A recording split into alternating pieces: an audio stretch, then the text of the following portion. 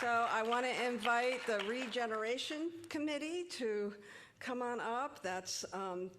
We'll start with the incomparable Reverend Dr. Linda Reppond, who has been so instrumental in really building this program and making it what it is today. Linda. Thank you.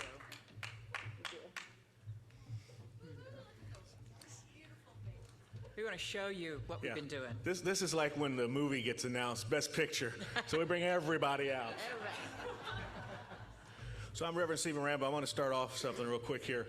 If your birthday year, if your number for your birthday, your age, starts with the number 6 or higher, don't be bashful. Stand up, please. If you're a reverend and it starts with 6 or higher, reverends.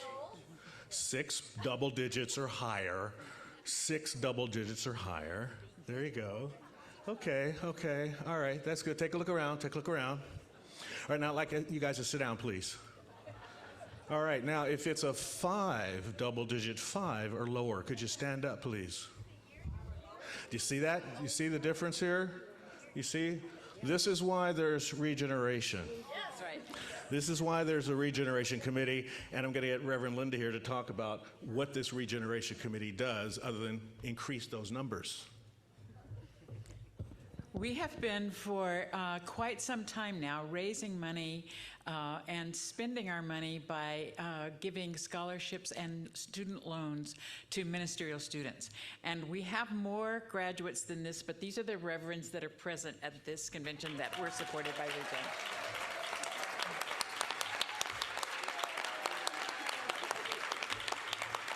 They're pretty amazing. So Reverend Michelle Scavetta, Reverend Elisha Christopher, Reverend Dan Granda, Lydia Ayers, Reverend Chris Alexander. And this is the rest of the Regen Committee that is here at the conference. So we just want to show you all who we are. This was birthed a number of years ago, again, by the brilliance of David Alexander, who entered ministry as a young person himself.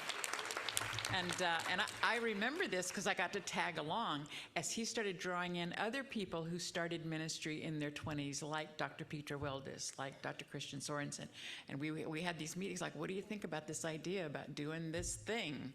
And they not only said yes, but their centers tithed to us to get us started. We got a few gifts. And we started this program, and it's evolved over the last few years. We have, first of all, we've ended up changing the upper age limit from 35 to 45 because we didn't have any students, so especially post-pandemic. So, and we've moved it from being a strict scholarship fund to being a loan program, but if you continue to serve for the time after you're licensed until you've completed the requirements to be ordained, whether you get ordained or not, then the whole loan is forgiven. So it ends up being essentially that, but it means that people are actually going into ministry with the money that's given them. And the funds, actually, we work with the Hefferlin Foundation, which also gives grants to ministerial students, but it covers really all of the books, the tuition, everything that they need to support them through school. We really exist on donations, many we get pledges here at convention. So please stop by the exhibit hall, get one of our brochures, talk to us, see if you would like to take this back to the tithe committee at your church to support us. And both individuals and centers have been supporting this work, and it matters a whole lot. I want to ask Dan Granda, because he's our newly ordained minister, to just come say a couple of words. Yeah, thank you. So I've been given a minute, so hopefully we'll get like 2. We'll see. So I want to talk about the impact of Regen and what it has been able to do. And so let's rewind a couple of years, and I had just finished my practitioner studies. I think I had maybe taken the test. I hadn't even paneled yet. And one day I get a phone call, and a little birdie tells me there is an opening in the Regen program. The deadline is in 2 days to apply, so get on it. And I'm like, the what? I'm sorry. Now, ministry had been something I had been pondering, and it was clearly in my mind at that time something that might happen far off in the distance, because I don't know. How am I going to do that now? And so in some brief but deep contemplation decided, like, well, if I don't jump on this, the next time this opportunity comes around, I will probably have aged out of the program and it won't come around again. So this might be it. And let me do this. So I applied and was accepted and all that, go through school.